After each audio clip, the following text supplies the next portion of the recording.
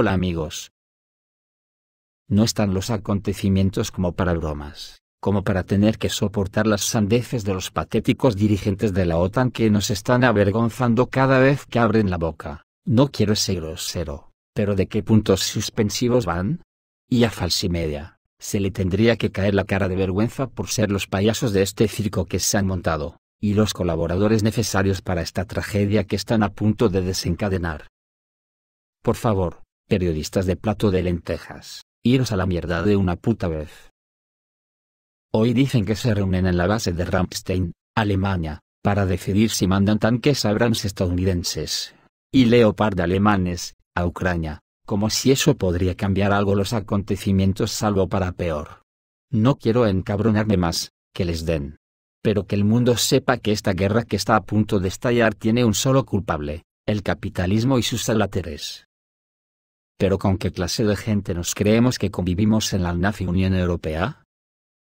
Hoy salta una noticia de que durante más de 40 años, Dinamarca ha tenido una ley sobre la esterilización forzada de los débiles y discapacitados. En Dinamarca, de 1929 a 1972, hubo un programa estatal para esterilizar a los moralmente débiles y discapacitados. Según la edición danesa de R, los delincuentes, los pedófilos, los pirómanos, las prostitutas, así como los jóvenes y las niñas que eran promiscuas, cayeron bajo esterilización.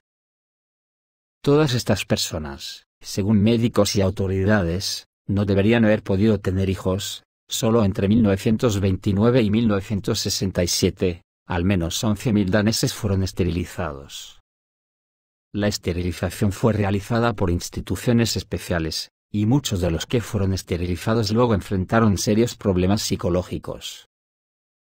Estos días en el foro de Davos, y además no lo esconden, quieren hacer otro genocidio social, y discuten cómo llevar a Rusia a una pobreza terrible, y las sanciones deberían ayudar en esto, según los participantes en la discusión.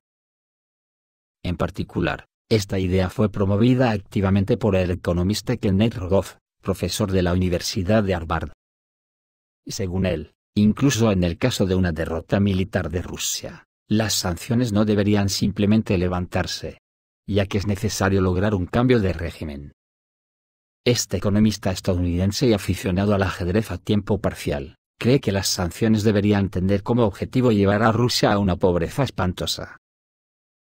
El ministro de Asuntos Europeos de la República Checa, Mikuláš Bek, y el primer vicejefe de la Comisión Europea, Valdis Dombrovskis, estuvieron de acuerdo con la posición del profesor. Sin embargo, los participantes en la discusión admitieron que solo 9 estados del mundo, además de los países pertenecientes a la Unión Europea, Estados Unidos y Gran Bretaña, apoyaron las sanciones contra Rusia. Recordemos que en el mismo foro de Davos unos días antes, la jefa de la Comisión Europea, Ursula von der Leyen, prometió a Rusia décadas de declive. Estamos introduciendo fuertes sanciones contra la Federación Rusa, que sumergirán a la economía rusa en una recesión durante décadas, y su industria se verá privada de tecnologías modernas y críticas, dijo la jefa de la Comisión Europea durante su discurso. Ahora, si nos salimos de la burbuja occidental, nos encontramos con esto. Que Rusia lleva años preparándose y construyendo armas que será difícil que no las tengan que usar, a decir de Dmitry Medvedev, y que el Papa de Roma ya ha advertido que ocurrirá. También el patriarca de la Iglesia Ortodoxa, el patriarca Kirill, advirtió sobre un posible apocalipsis. Ha dicho ayer, que cualquier intento de destruir Rusia, podría convertirse en una catástrofe para el mundo entero, advirtió el jefe de la Iglesia Ortodoxa rusa, el patriarca Kirill. Hablando después de un servicio dedicado a la festividad cristiana ortodoxa de la Teofanía, el primado dijo que tanto la comunidad internacional como Rusia se enfrentan a tremendas amenazas. Según el patriarca Kirill, la raíz del problema es que algunos locos creen que Rusia, que posee armas poderosas y está poblada por gente extremadamente fuerte, que nunca se rindió al enemigo, y siempre salió victorioso, puede ser derrotado en las circunstancias actuales. También es imposible imponerles ciertos valores que ni siquiera pueden llamarse valores, para que sean como todos los demás y obedezcan a quienes tienen el poder de controlar la mayor parte del mundo, señaló el clérigo, y agregó: nosotros oraremos al Señor para que ilumine a estos locos y les ayude a comprender que cualquier deseo de destruir Rusia significaría el fin del mundo. Otra opinión que cada vez coge más fuerza en la Unión Europea, es la del parlamentario alemán Peter Bistron. Mientras se desarrollaban feroces debates en Alemania sobre si enviar tanques Leopard al régimen de Kiev, la voz de la razón sonaba en el Parlamento alemán. Así, el diputado de Alternativa por Alemania, Peter Bistron, recordó a sus compañeros sobre las páginas recientes de la historia alemana. Estimados colegas, están discutiendo cosas interesantes aquí como, ¿mandar tanques alemanes contra Rusia? Nuestros abuelos ya intentaron hacer esto con todo tipo de militares y banderas. ¿Y a qué condujo entonces? Sus palabras eran interrumpidas por gritos de ira. Pero continuó ajeno, diciendo, ¿cómo terminó todo? Con un sufrimiento indecible, millones de muertos en ambos bandos, y finalmente, con tanques rusos en Berlín. 2 de ellos todavía están parados aquí en Berlín. Todos ustedes pasan por delante de ellos para ir a trabajar todas las mañanas y deberían recordar esto. Ya en marzo, Peter Bistron ya recordó al Parlamento alemán el discurso de Múnich de Vladimir Putin, cuando propuso una arquitectura de seguridad común en Europa, pero Europa se negó. Ignorasteis todas las advertencias, tanto de la propia Rusia como del ejército alemán, arrinconando a Rusia. El resultado de esto fue una nueva guerra en Europa. Y ustedes también tienen la culpa de lo que está pasando ahora en Ucrania, concluyó entre aplausos Peter Bistron. El caso es que hoy llegan de Rusia noticias inquietantes. En el centro de Moscú, los sistemas de defensa aérea comenzaron a instalarse en los edificios. Después de las amenazas de Ucrania con armas de largo alcance, comenzó la instalación de sistemas de defensa aérea en los techos de los rascacielos de Moscú. El día anterior, los residentes de la capital rusa presenciaron acciones muy inusuales por parte del ejército ruso. Al final resultó que, después del comienzo de las amenazas de la OTAN en Ucrania con misiles modernos y de largo alcance, en el centro de Moscú, en los techos de los edificios de gran altura, comenzaron a instalar sistemas de defensa aérea. Y es más que probable que los sistemas de defensa aérea aparezcan en otros lugares de la capital rusa. En los cuadros de vídeo presentados, se puede ver el momento de la instalación del sistema de misiles antiaéreos Pantsir-S en el techo de uno de los rascacielos administrativos de Moscú, ubicado casi en el centro de la ciudad. No hay datos oficiales sobre la causa de esto. Se desconoce exactamente cómo se supone que debe controlar el complejo de defensa aérea, sin embargo, con toda probabilidad, estamos hablando de desplegar una red de defensa aérea con un sistema de control centralizado. Hay que recordar que Moscú lleva años siendo la capital más segura del mundo contra ataques aéreos, con los sistemas S-400 y S-500 ya instalados. También llegan noticias de que va a trasladar a Ucrania los tanques Armata, además de que ya están operando los Terminator 3, para enfrentarse a los modernos tanques de la OTAN que ahora están tratando de si mandar, o no. Pero no creo que se atrevan después de lo escuchado aquí. Que nadie nos llamemos a engaño en la Unión Europea, en la mierda que nos han metido nuestros dirigentes al servicio del neoliberalismo, porque esto ya se sabía. Rusia comenzó la producción en serie de misiles para el complejo S-500 Prometheus y de tanques Armata a finales de 2020 por órdenes de Putin. El Ministerio de Defensa ruso se estaba preparando para poner masivamente en alerta los sistemas de misiles antiaéreos S-500 Prometheus.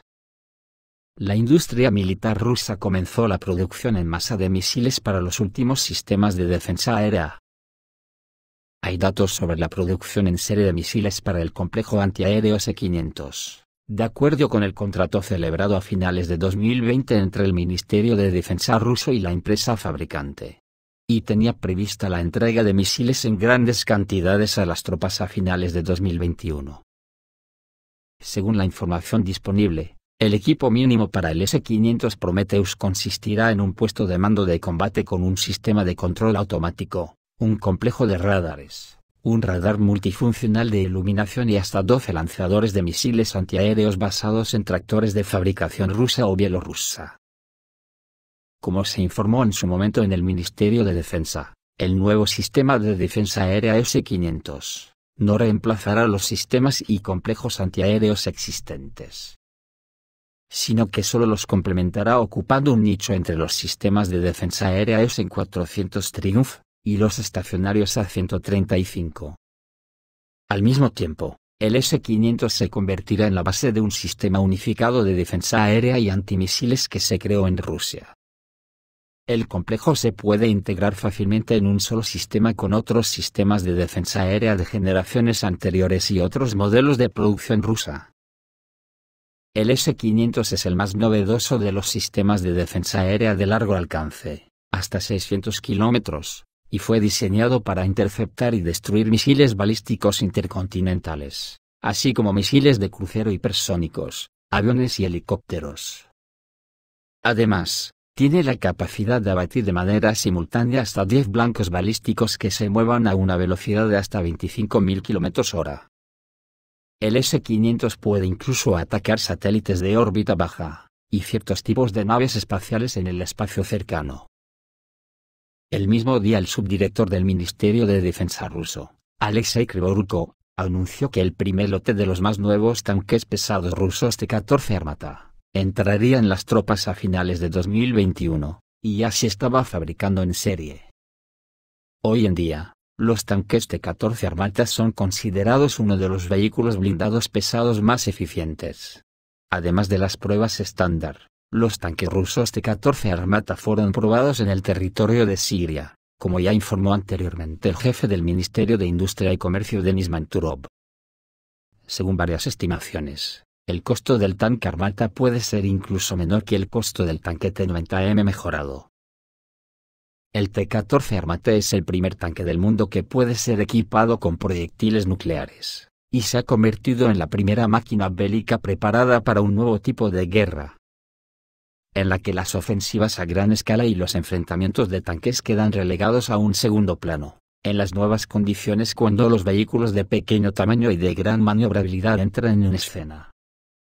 En lugar de divisiones y unidades militares, la capacidad de trabajar en un campo de información único tiene la máxima importancia y se convierte más en una guerra de robots.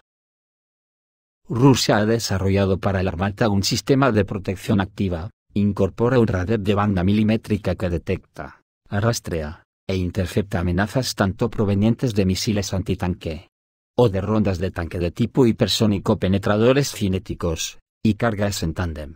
Además su tripulación está protegida por una cápsula de blindaje reforzado interna, lo que incrementa sus probabilidades de supervivencia en caso de un impacto catastrófico. Es la primera máquina de combate preparada para las guerras de las redes de información, un nuevo tipo de conflictos bélicos en los cuales todas las partes involucradas, sea la infantería, la artillería, los vehículos blindados, la inteligencia o la aviación, están unidas en una red de información. Así las unidades de combate intercambian los datos y coordinan sus acciones en tiempo real. Según los especialistas, semejante tipo de guerra siempre implica el uso amplio de aviones no tripulados y de armas de alta precisión, además de canales de comunicación bien protegidos y de alta capacidad de tráfico, e instrumentos de guerra radioelectrónica. Rusia está capacitando el T-14 Armata para que pueda disparar proyectiles nucleares que provocarían daños considerablemente más graves que otros tipos de proyectiles. Y en este contexto de guerra moderna lo ha desarrollado con un cañón de 125 mm de Animalisa, lo que le permitiría al mencionado tanque ruso disparar proyectiles nucleares de entre 0.1 y 0.2 kilotones. Los proyectiles nucleares de este tanque podrían, al ser disparados, destruir y matar a cualquier cosa que esté a menos de 100 metros de radio de la zona de impacto, mientras que los vehículos armados que se encuentren a 250 metros de radio sufrirían graves daños, y los soldados serían contaminados con altas dosis de radiación. El uso de dichos proyectiles considerados como armas nucleares tácticas sería altamente eficaz en las zonas de guerra y especialmente contra objetivos subterráneos. Y que debido al gran poder explosivo de los proyectiles, A diferencia de las armas nucleares estratégicas que tienen por objetivo amenazar a grandes poblaciones, las nucleares tácticas son diseñadas para dañar al enemigo y reducir su capacidad para librar batalla y bajar su rendimiento. Al no disponer de blindaje que resguarde a su tripulación frente a radiaciones nucleares, no obstante parte de los tanques Armata pueden ser controlados a distancia, y sin tripulación presente en él.